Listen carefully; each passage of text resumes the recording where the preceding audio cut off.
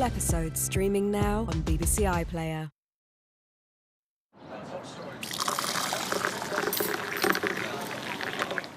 BBC News at 10 now with Sophie Rayworth. The Prime Minister warns he will impose the tightest coronavirus restrictions on Greater Manchester to save lives if agreement can't be reached with local leaders. Pubs and bars shut down tonight as Lancashire becomes the latest region to enter the highest restrictions. Now Boris Johnson is urging Greater Manchester's leaders to follow suit. I urge the Mayor to reconsider and engage constructively. I cannot stress enough, time is of the essence. With millions more people under tighter restrictions from this weekend, the Prime Minister says he will resist another national lockdown if at all possible. A travel ban has come into force on the Welsh border. No one from the UK's coronavirus hotspot areas is allowed in. A teacher in France who showed his pupils cartoons of the Prophet Muhammad has been decapitated outside his school near Paris. Are we heading for a no-deal Brexit? Downing Street says talks between the UK and EU are over and there's no point in continuing unless the EU softens its stance. The Afghan baby who survived an attack on a hospital by the Taliban that left her mother dead. And walk if you can. We meet the man who's mapped out thousands of paths between Britain's towns and cities to help you get there safely on foot. And coming up on BBC News, Bristol take a very early lead against French giants Toulon in their first European Challenge Cup final.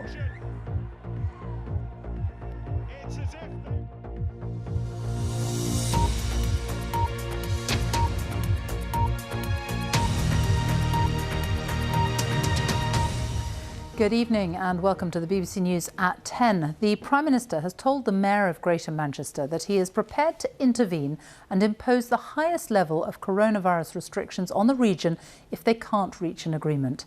The Mayor, Andy Burnham, is seeking a bigger package of financial support for businesses that would be forced to close as a result.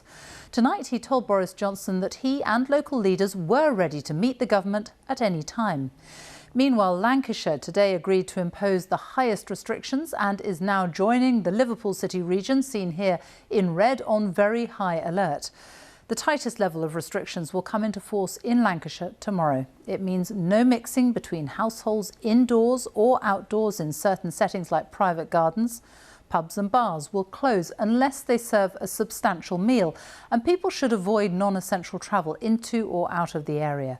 But there are differences. In Lancashire, unlike Liverpool, gyms and leisure centres won't have to close, but soft play centres and car boot sales will from Monday. The Mayor of Liverpool says it's madness to have different Tier 3 rules for Lancashire, and it's sowing confusion. Here's our Deputy Political Editor, Vicky Young. It's taken days of negotiations. Finally, local leaders in Lancashire and ministers in London have come up with a deal. More restrictions are coming across the county, alongside millions of pounds in financial support. But some shoppers here in Nelson want a different approach. I think they should have done it earlier, to be quite honest. But my mum's 87, you can't tell my mother to stop in, because she won't. I think it's good. I think it needs to be made tougher.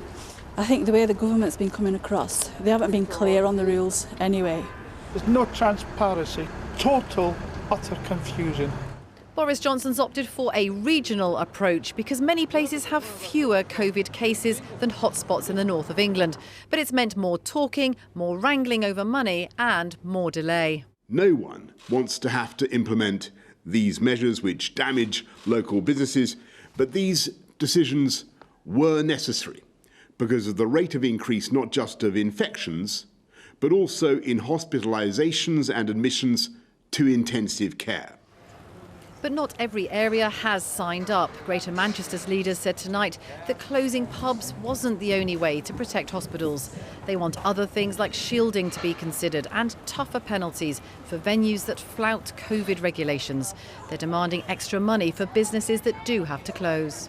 Don't you now have to make a quick decision about whether you impose those extra restrictions on places, including Greater Manchester, or give them more money to persuade them? Which will it be and when? It's far better to do it together because we want the maximum local buy-in, the maximum local enforcement and the maximum local compliance. And that means local leadership. I hope that Greater Manchester will come on board. The national government must reserve the right to step in and do what is necessary.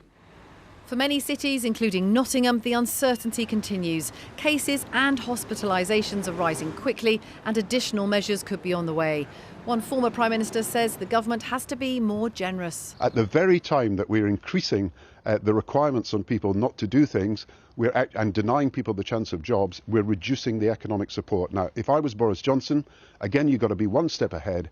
What he should be doing is calling the Chancellor this morning, telling him that his economic recovery package is not going to work, get him to bring a new economic recovery package, and I think you could build consent around that. Boris Johnson says the situation's worsening with every passing day. There's real tension between Westminster and some local leaders, but decisions need to be taken very soon. Vicky Young, BBC News, Westminster.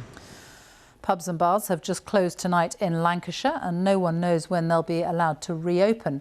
The only ones that can continue to serve customers are those that serve substantial meals as well. Judith Moritz has been gauging reaction to the sudden changes in Lancaster. Lancashire woke up to uncertainty and rumour. Mid-morning, confirmation came. The county's soaring infection rates causing it to move up from the middle to the highest COVID alert level. It means that today you could have a lunchtime drink in this Lancaster bar. Tomorrow you won't be able to. Along with other non-food pubs, when the doors close tonight, it's not certain when they'll reopen. Is it 2 weeks? Is it 3 weeks? Is it 3 months? The information is passed so poorly. We've just not understood where we stand, really. And of course, our staff are asking us questions. We can't answer them. For Lauren behind the bar, it means real worry about finances and the future. On the 80%, I was in the red already. Do you know what I mean? I was like having to pay out more just for bills and things like that than what I was bringing in. So it's going to make that even worse, like with it going down to the 2/3. There were late-night negotiations between regional and national government. Some local leaders said they'd won a good deal. Others say their hands have been forced. Unless you agree to go to Tier 3 and thereby accept the deal, if you don't, you won't receive any monies and you won't receive that support. That felt like being bullied, blackmailed to me. 10 reps, so 5 on each side.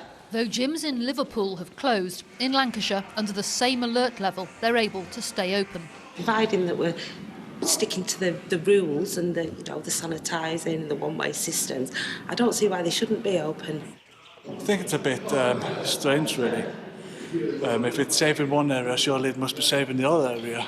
So 12 push press, 6 on either side. The gym owner believes local leaders lobbied for her industry to keep going.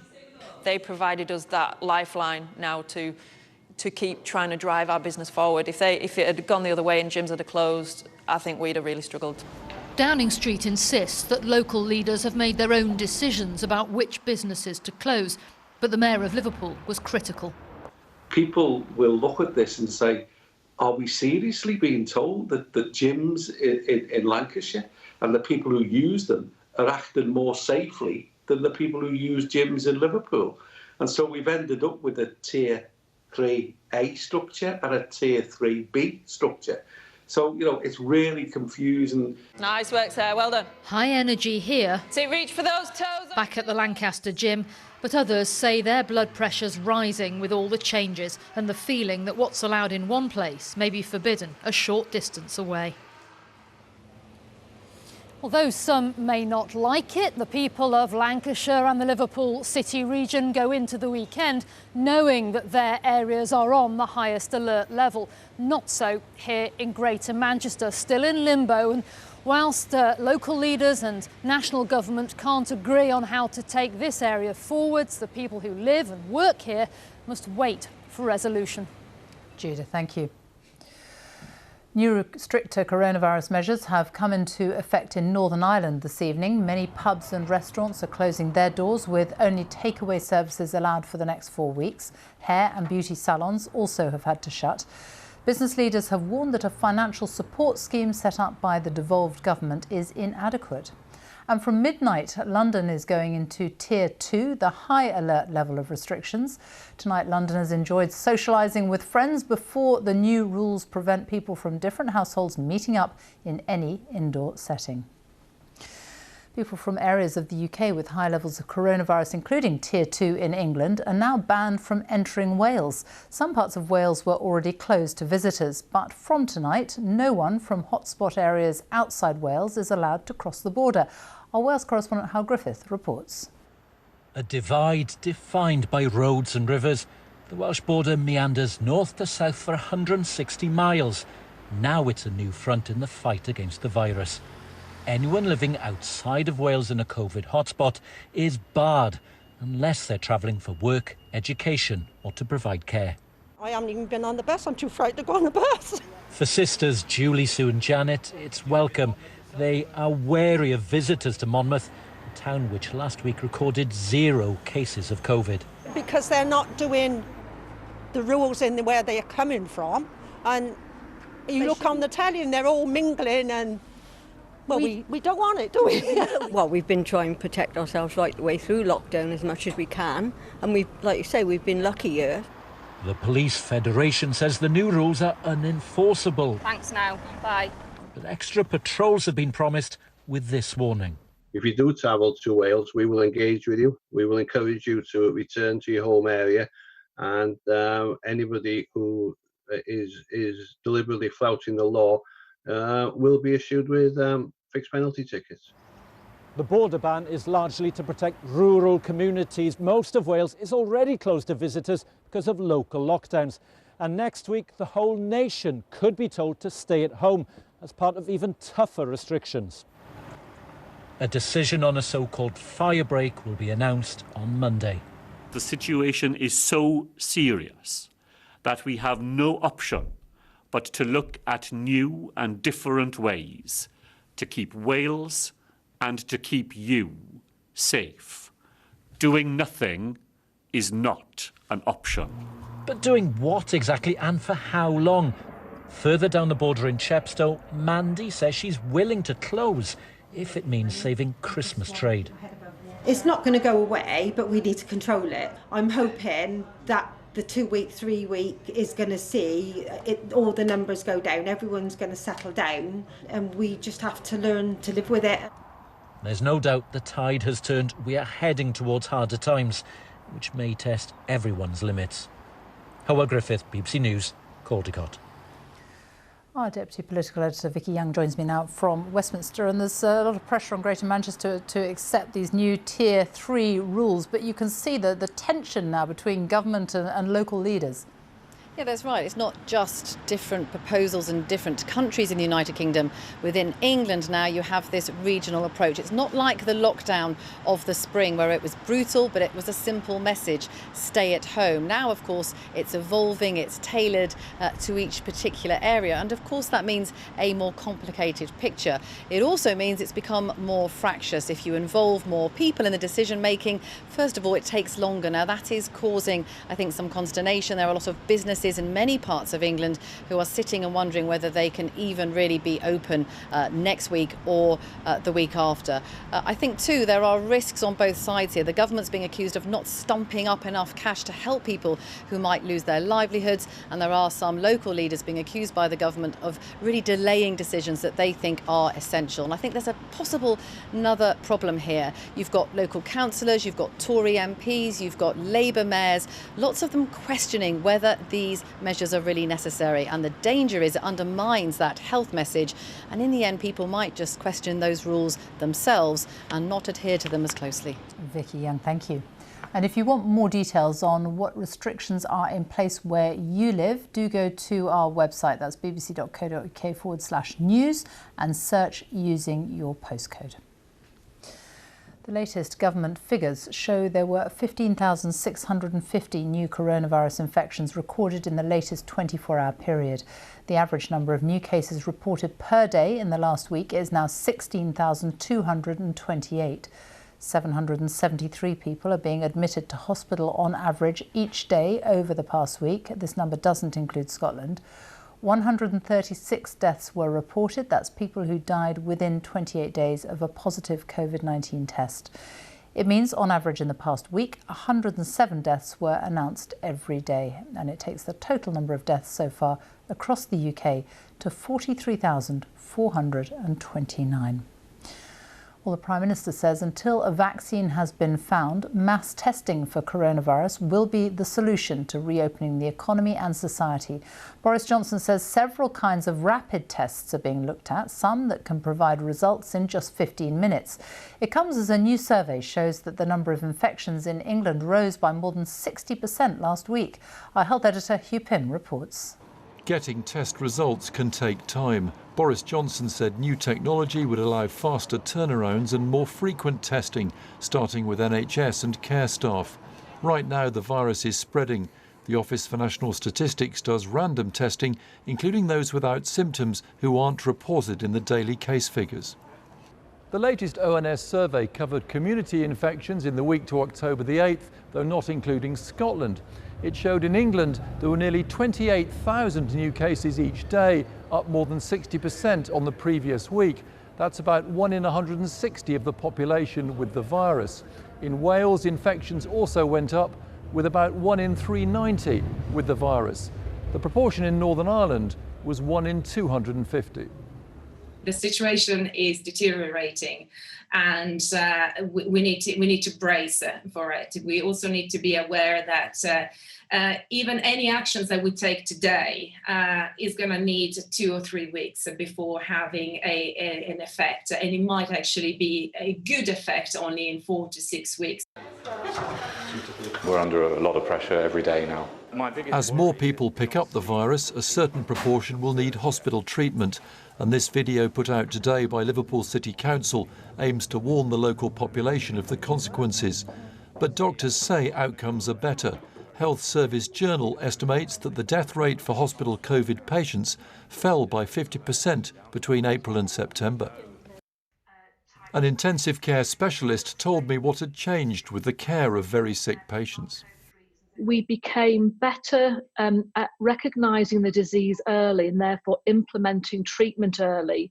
And it's always better to prevent deterioration rather than to treat things after the event. And of course, we saw development in terms of potential drugs that may have a benefit for patients. More patients are pulling through, but it takes time for them to recover. Some have ongoing symptoms after leaving hospital. And as more beds are occupied, there's a chance others will miss out on less urgent treatment and operations. Hugh Pym, BBC News. Downing Street has said that Brexit trade talks are over and there is no point to negotiations continuing unless there's a fundamental shift in the EU's position. Boris Johnson says Britain should get ready for leaving without a deal on January the 1st after an EU summit in Brussels concluded it is the British who should be making concessions.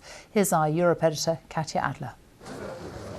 EU leaders had lots on their mind at this summit, the COVID crisis first and foremost. But eyes and ears here were also very focused today on Downing Street.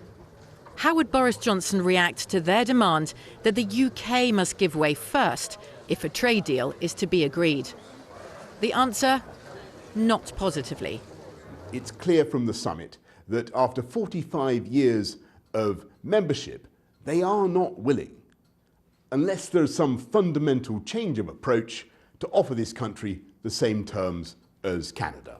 And so with high hearts and with complete confidence, we will prepare to embrace the alternative and we will prosper mightily. Downing Street's clear message: trade talks are over unless the EU changes its tune. No chance, retorted France's Emmanuel Macron. We are always aware that it's the United Kingdom that wanted to leave the European Union, that is leaving the European Union, and that needs an agreement even more than we do. After months and months of EU and UK negotiators shuttling backwards and forwards between London and Brussels, both sides are fed up. The key sticking point still in talks: the rights of EU fishermen to fish in UK waters after Brexit, competition regulations, known as the level playing field, and how disputes should be resolved if a trade deal is agreed. Angela Merkel has said today the EU's chief negotiator would head to London on Monday to launch intense last-ditch talks. But this evening, the government said no. As things stand, there was no point. This flexing of muscles and ultimatum giving by the UK and the EU is hardly surprising at this stage. But is it the end of the road or political posturing before difficult compromises are reached?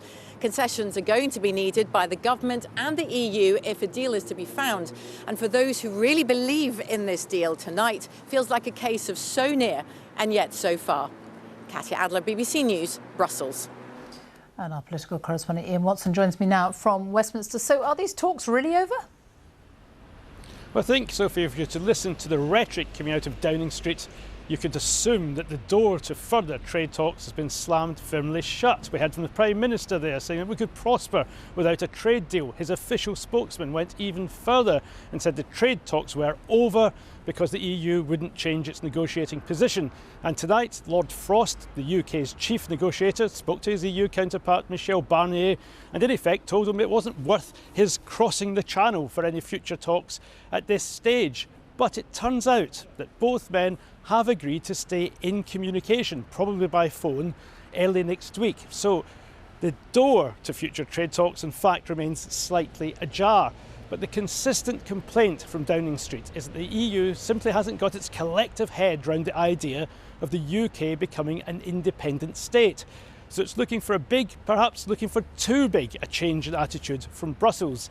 Tonight, Labour are urging the government to pull back from the brink of no deal. And in truth, Sophie, I think that's where we are, very much on the brink, but not past the point of no return.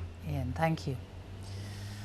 A teacher who showed his pupils cartoons of the Prophet Muhammad has been decapitated outside his school in France. He was attacked by a man at around 5 o'clock this afternoon in a suburb north of Paris. The French President Emmanuel Macron visited the scene tonight and called it an Islamist terrorist attack. Well, Lucy Williamson is in Conflans-Sainte-Honorine for us now. And what more can you tell us about what happened this afternoon?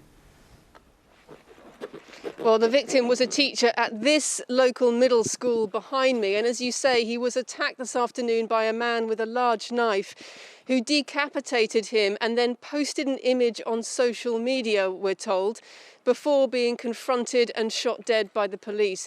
Now, police sources just told us tonight that they're working on a theory that the attacker was an 18-year-old Chechen man and that the motive was that lesson you mentioned, that the victim had given a class to his pupils where he'd shown them cartoons of Muhammad, the same cartoons we think printed by the satirical magazine Charlie Hebdo. Now, President Macron has been speaking here at this site within the past hour. He said it was an act of Islamist terrorism. Somebody wanted to destroy the Republic, he said. They won't succeed. We'll stick together. But yet again tonight, there is a part of France that's coping as the new focus of presidential solidarity, national outrage and local grief. Lucy Williamson, thank you. Balancing public health and the wealth of the nation is a major conundrum for the politicians during this pandemic. The national lockdown earlier this year had a huge impact on the UK economy. Restrictions announced in recent days are intended to protect lives, but jobs and livelihoods will again be hard hit. Our business editor, Simon Jack, reports. Welcome to the Florist Arms in East London, which will be joining other parts of the UK in the Tier 2 high-risk category from midnight. A ban on households mixing indoors will drive another nail into trade already weakened by early closing at 10 p.m. Pub manager Emma Tarbard would usually have up to 100 people on a weekend night. Now she thinks 15 would be a push. We're roughly around 20 to 29% down each month compared to last year. We're considering the new restrictions with the no household mixing. That would then mean that our capacity would lower. We have 7 staff employed, that's including 2 chefs. But at this rate, I can't see us being able to, how we can afford to keep the amount of staff on without any further furlough help. It's hard to quantify the cost of these new measures. If you look back to April when we had a national lockdown, that hit the economy by 20%, £400 billion plus. It's estimated a mini lockdown, a 2-week circuit breaker, could cost between 15 and 20 billion pounds. And although there's little data on the tier system yet, Hospitality Chief says the rule of 6 and the curfew had already hit sales by 25%, and these new measures could put 750,000 jobs at risk. Pubs in Tier 3, which can't open, are eligible for government support to help pay staff wages. Pubs that can open are not. We're in a position with trading where the restrictions that are being put in place on the industry and on individual pubs is really affecting the level of trade. And therefore, we are losing viability in those pubs without the support that the Tier 3 pubs are getting. The rules apply to restaurants too. If you're not in the same household or a support bubble, you can't be served indoors.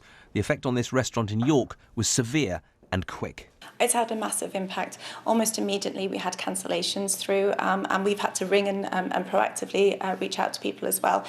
It's the equivalent for us of about £3,500 worth of takings over this weekend coming. I mean, usually we go through maybe 20, 30 boxes of strawberries on a Saturday.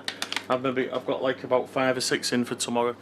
Just down the road and behind the hospitality front line, suppliers like Simon Baines feel their pain is not always recognised. Just turns up in his van, doesn't he, in the morning before anybody gets up and stuff usually. So they're kind of hidden and maybe kind of forgotten about that way. But it's going to have a massive impact on the food supply chain. Massive. The government has spent tens of billions of pounds in unprecedented job support schemes and grants. But tonight the hospitality industry has written to the Chancellor saying the particular challenges it faces means that without more support, the food and drink supply chain could collapse, which could impact schools, hospitals and care homes. Simon Jack, BBC News. The United Nations is warning of a new wave of violence in Afghanistan. Tens of thousands of civilians have been driven from their homes by a major offensive by the Taliban in the southern province of Helmand. That's where British troops were mainly based while fighting in Afghanistan. Over 450 British service personnel were killed during a 14-year period. Now the fresh fighting is threatening fragile peace talks between the Afghan government and the Taliban. Our chief international correspondent Lise Doucette reports from Kabul. Helicopter fire over Helmand again. The Afghan military pounding Taliban targets. A week of all-out war after the Taliban took more territory. Another week of suffering for civilians. Afghans escaping the violence, lives upended again. And it's not just Helmand. In eastern Afghanistan, a classroom of empty spaces, of aching loss. 2 other boys, Zahir and Adnan, used to sit here. A few days ago, a truck bomb killed them. That day is still in my mind. It goes round and round my thoughts. When the explosion happened, there was a massive cloud of smoke. Even people far from here heard the explosion. It was very big and loud. This was the target, a security base. 60 civilians killed or injured. The bomber struck at midday as students headed home. In a province with both Taliban and Islamic State fighters, no one says they did it. We thought when the peace talks started, the war would end. But look, even the talks are happening and the war continues right here. The violence in Afghanistan now is an everyday kind of violence. Afghans being killed as they leave their schools, as they go to work, when they're sitting at home. Every Afghan has a story of loss on every side of this war, which has dragged on for decades. This public hearing in Kabul is one of the only spaces where they can share their stories and say their voices must be heard, including at the peace talks. We're not hopeful about the future in this case, because if they end this war, maybe another war is started after the peace that they bring, because the wounds are still open and the wounds are not healed. Someday little Amina will tell her story of her wounds. She was shot in the legs in May, just 2 hours old. Her mother and others killed in a clinic after giving birth. An attack blamed on the Islamic State group. Bloodied blankets, a shocking symbol of this merciless war. But Amina survived. Dr. Bina saved her legs and her life. She's perfect, you know. I'm really happy. Definitely, she is the symbol of resilience for all of us, for Afghanistan, for Kabul, for everyone. Including her father. If I tell you about the pain I have suffered, no one in the world should suffer like this. My wife was murdered 2 hours after she gave birth. But despite this, if there is peace, my child and my country will have a future. The hostilities in Helmand have driven home how hard it will be to make peace. If the guns keep firing, even peace talks may not survive. Lise Doucette, BBC News, Kabul. And finally, walk if you can. That's what we're being told during this pandemic. Now, one man has come up with an idea to make it easier for you to ditch the car and public transport.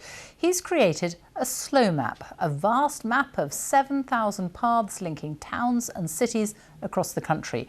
And now he's looking for thousands of volunteers to test out his routes, as David Sillito reports. We're in Ledbury, and Sue and Nina have, like millions of us, taken the government's advice to walk if you can. But while this is an area thick with footpaths, the suggested route on our phone to get to the next village was far from pleasant or safe. I'm really starting to regret my route here. I don't think it's really working. I think we need to find a better way to Wellington Heath, and someone has been working on that. What is it? Slowways is a project to create a network of walking routes that connect all of Great Britain's towns, cities and thousands of villages. This is Daniel Raven-Ellison, geographer, walker and the man behind the Slow Map of Britain, an attempt to show the best, direct, safe, pleasant walking route between our towns and villages. During lockdown, about 700 people came together on the project and created 7,000 routes that stretch for 100,000 kilometres, which is the equivalent of 2.5 laps of the equator. So this is the theory that your volunteers have come up with. Now it's got to be tested, I'm guessing. Yeah, some of these routes just may not work in practice on the ground, so we need to find 10,000 people to help us walk 100,000 kilometres of Slowways routes. Which takes us back to Sue and Nina and Plan B. I took out Dan's map and suggested the new slow route, which took us away from the cars through a Hereford cider orchard. Better than my first one? Yes, it's really nice, isn't it? A huge improvement. I mean, this is what walking is all about for me, being out in apple orchard, bird song. What more do you want? So, Route 1 is a winner. Just another 99,998 kilometres to go. David Sillito, BBC News, Ledbury. And that's it from us now on BBC One. It's time for the news where you are. Good night.